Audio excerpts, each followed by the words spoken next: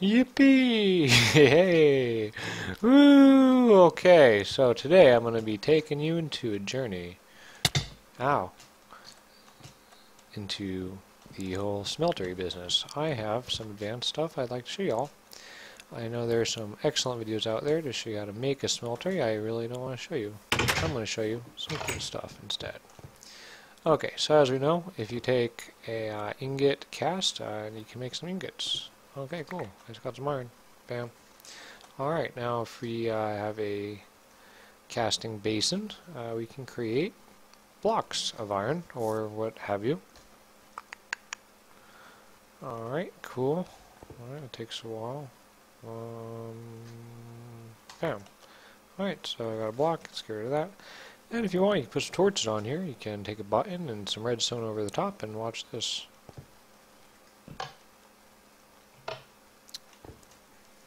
You can automate it, so all three go at once if you want.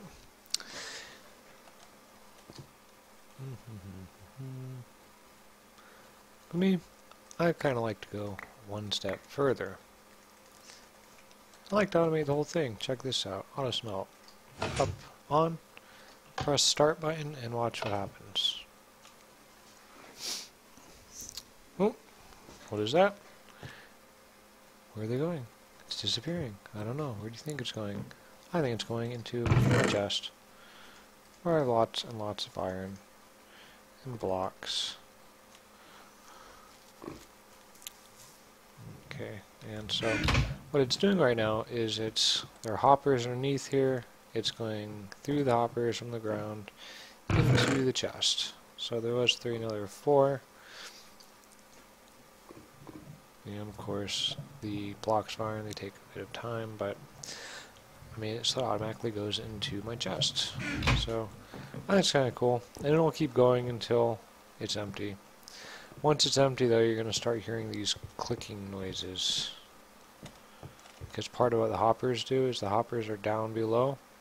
It has to bring it up to a dropper, which shoots it up into another hopper. And that's how it gets to this level. Alright, and then you might be asking, well, how does that work? Why is it not going down now? Well, because I put some redstone torches underneath the hoppers. When this is off, the torches are on. So, and that effectively turns off those hoppers. So I can manually take these out if I want. Yeah. Alright, so, next. I'm creating this because I couldn't find any information at all about these channels. Here's a channel. Here's what it looks like.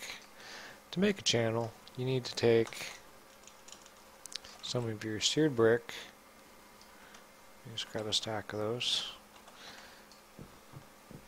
You go over to the crafting table, and it's kind of like making a faucet, except you put 2 more below.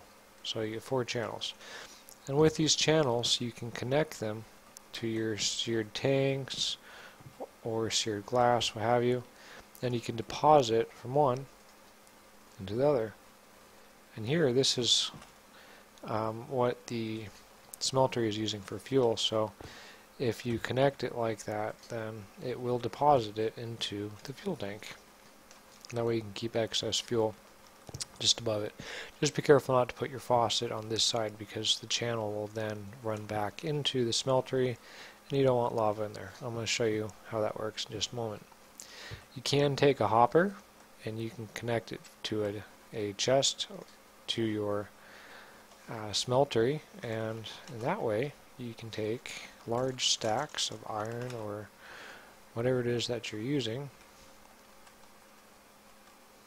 You can put it into the chest and it'll automatically feed it into the device. However, right now this hopper is off because right next to it I have a switch which is currently on, and if I turn that off, it'll allow the hopper to work and it'll start depositing. See? On and off, on and off. Okay, so I'll just let that go for a bit. Another thing you can do with these channels, which is pretty cool, is you can take a drain, you can connect the channel over to a drain, and I put a button here, just turn that on, and it will take from one and put it to the other.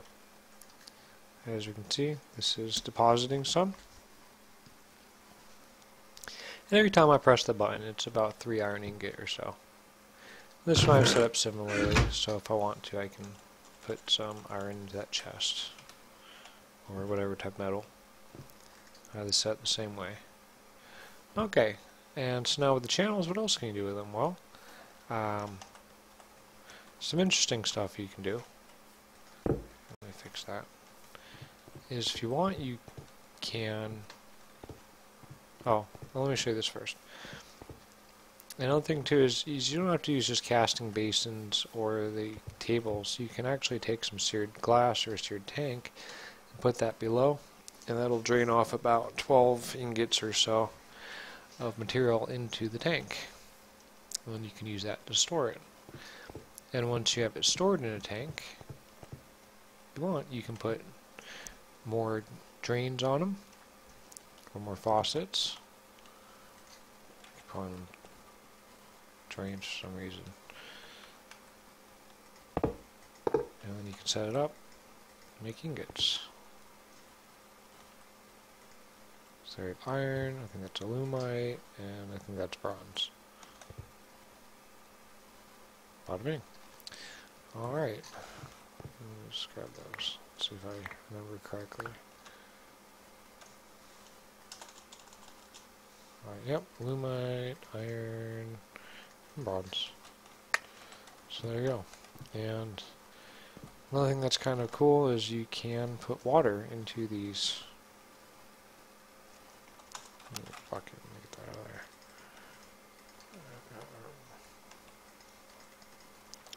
And you can pour from one into the other.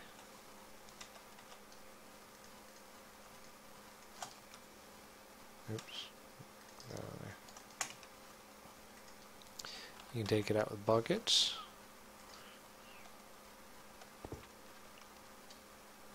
Let's get rid of that stuff. You cannot pour unlike items from one into the other. It won't work. If you use switches or buttons, oh, here, let me get that full again. Now if you take some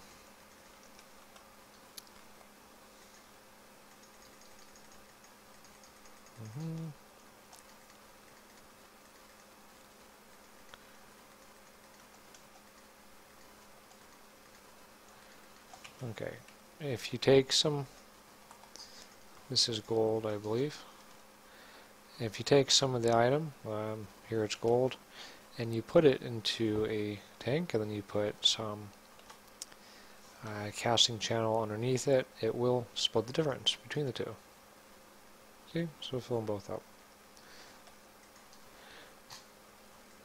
Only downside to this is you can use a switch to turn it on or off, or a button, but it interrupts it. It only puts it on for like a second, so it's not really viable, unfortunately. Unlike using a button or a switch over here, it will actually fill up the basin or iron ingot or a tank or what have you. But when you have it in a tank with a faucet, it will just interrupt it. It doesn't keep going. It's not smart enough for some reason. Okay, so now you might have the idea. What else can you do with these? Okay, so if you want, you can take some tanks, and you can take some casting channel, and you can do like this. And pour it out.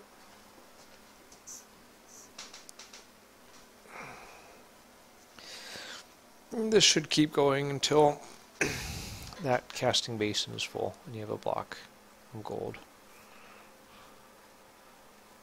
Okay. Oop. Where is that really gold? No, it's aluminum brass. Oops, whatever. Not a big deal. Okay, so then you might be thinking, okay, well, might we use some channels to do 3 at once? Well, let's see what happens.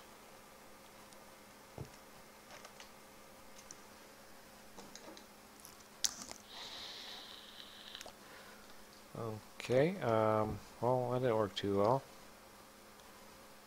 See, this doesn't really work that well because it's sort of a gravity-based system, where the closer it is to the faucet, the more it will fill it up. The farther away it is, oh, I think that was a meteor. The farther away it is, the slower it goes, and if there's too much right here and it gets backed up, then the faucet turns off. So you have to keep pressing it over and over and over. And that gets kind of annoying. Okay, it looks like we don't have any in here, so let me go ahead and transfer some over. That'll do about 3 ingots worth. Each time I press it.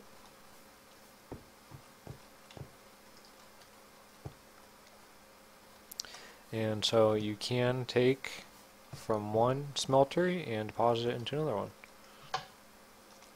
You just take a faucet and connect this to another drain with the channels, and that'll take it from one and put it in another, or vice versa.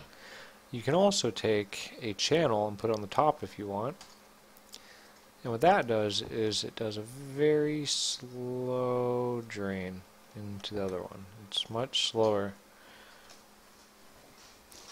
than using a faucet.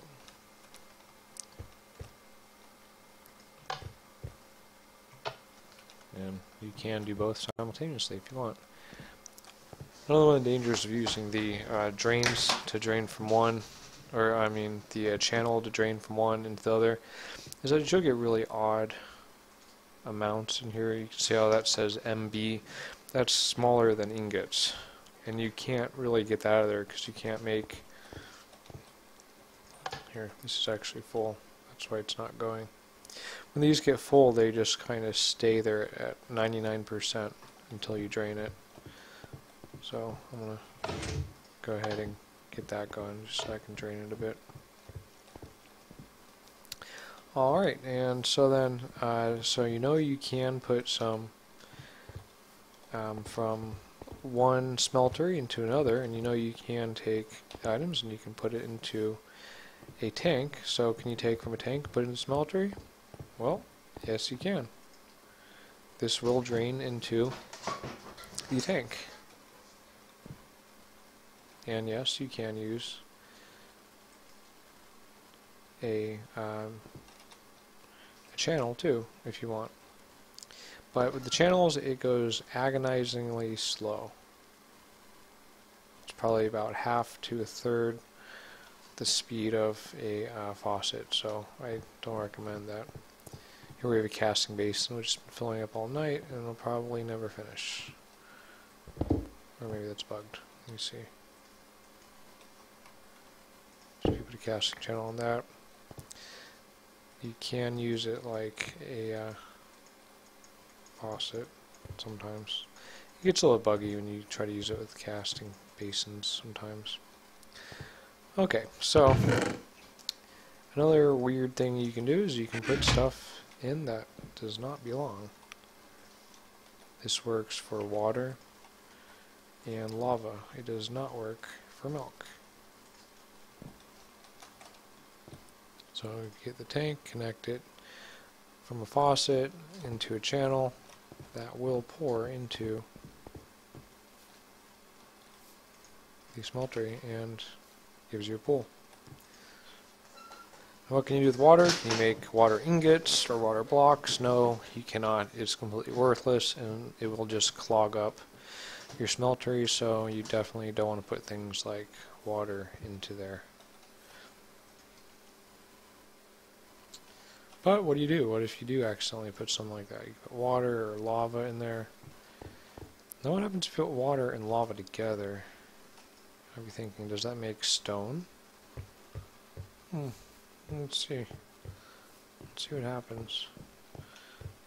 Take some lava, put that in there. These make great light sources too, by the way. Alright, well, let's see what happens.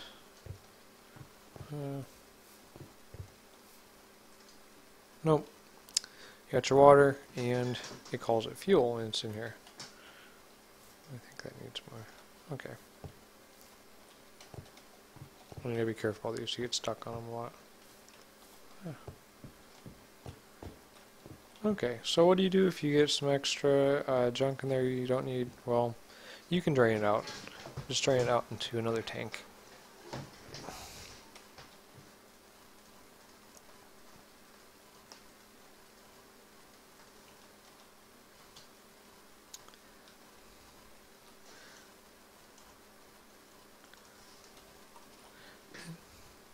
Oops. And also, if you notice, all these strange buckets, well, you can take stuff out of these using buckets. So you can get a bucket of molten iron, or whatever type of metals you can make. I really don't know if there is any use for these, but if you empty it out, it just kind of does that. Makes this static iron, and it will hurt you. It'll catch fire. I think. Yep. Ow. Okay. You can pick it up again with a bucket.